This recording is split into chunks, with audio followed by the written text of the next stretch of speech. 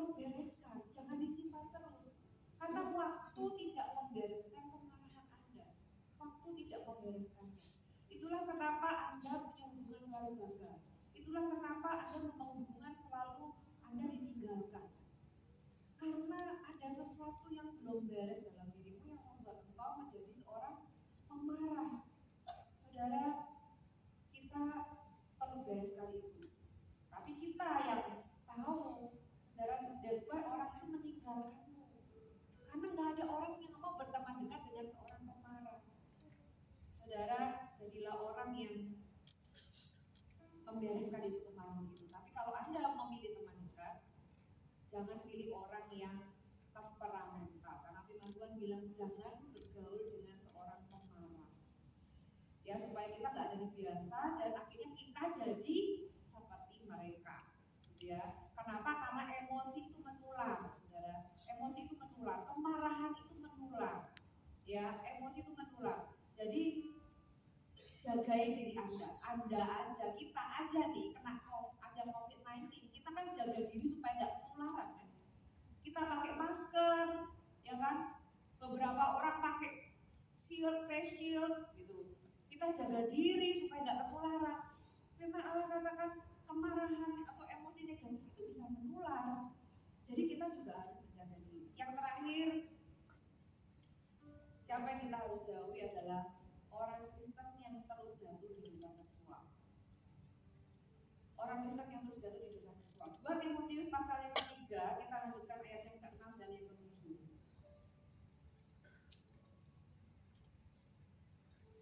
Sebab di antara mereka, saya bacakan dulu ayat yang ke-5 ya. Secara lahiriah mereka menjalankan ibadah mereka. Oke, berarti ini clear bahwa mereka ada di dalam rumah ibadah. Tetapi pada hakikatnya mereka memungkiri kekuatannya. Jauhilah mereka itu. Sebab di antara mereka terdapat orang-orang yang menyelundup ke rumah orang lain dan menjerat perempuan-perempuan lemah yang syarat dengan dosa dan dikuasai oleh berbagai-bagai nafsu. Yang walaupun selalu ingin diajar, namun tidak pernah dapat mengenal kebenaran. Berarti orang ini jelas tidak mau berubah.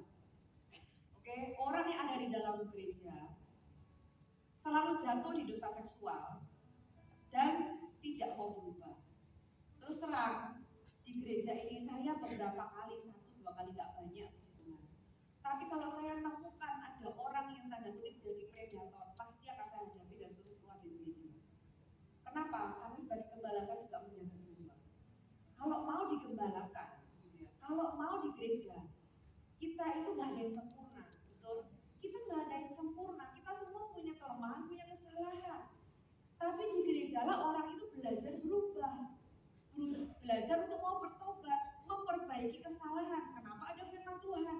Firman Tuhan katakan firman Tuhan itu berguna untuk mendidik orang dalam kebenaran dan memperbaiki kesalahan. Tapi keputusan untuk berubah itu di kita, di setiap orang masing-masing.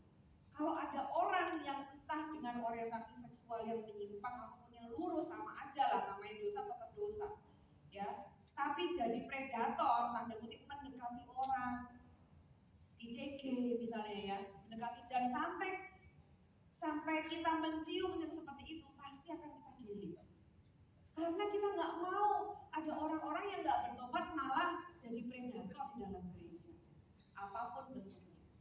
Saudara, firman Tuhan katakan ada orang-orang yang di antara mereka menyelundup, pasti modus gitu ya, modus dengan cara mendekati, kadang pindah CG dari satu CG ke CG yang lain. Ya, selain di area seksual, kedua adalah di area keuangan.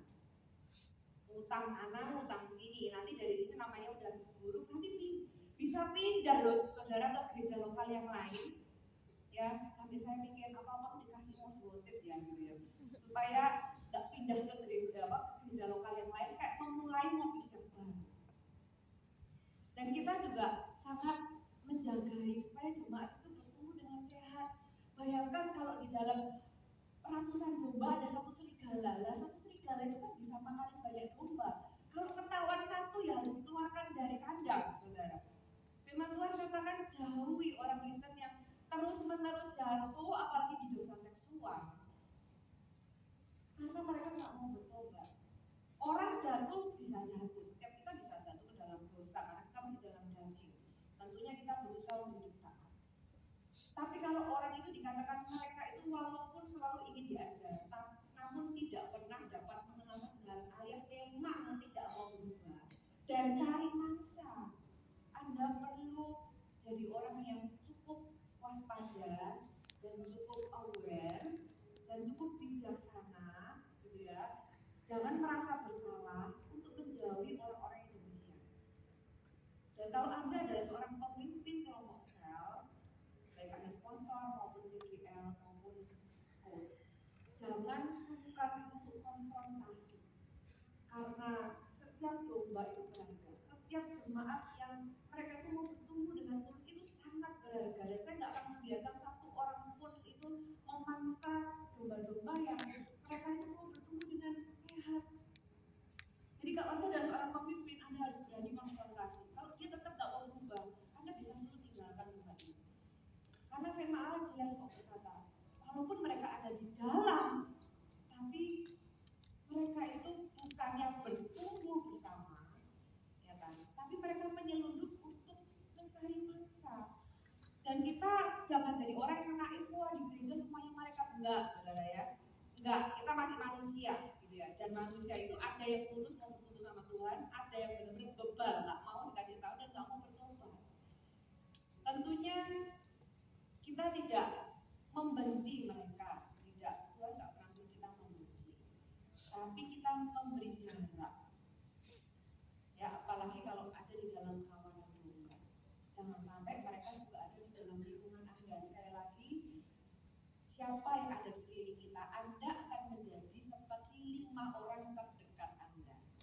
Ya, pastikan orang-orang yang terdekat Anda adalah orang-orang yang cinta Tuhan, orang-orang yang mendukung Anda secara rohani, orang-orang yang setia, baik suka maupun duka. Bukan cuma waktu Anda punya apa-apa, tapi ketika Anda nggak punya apa-apa pun mereka tetap ada bersama dengan Anda. Jadi orang-orang yang memberikan perhatian, saya berdoa.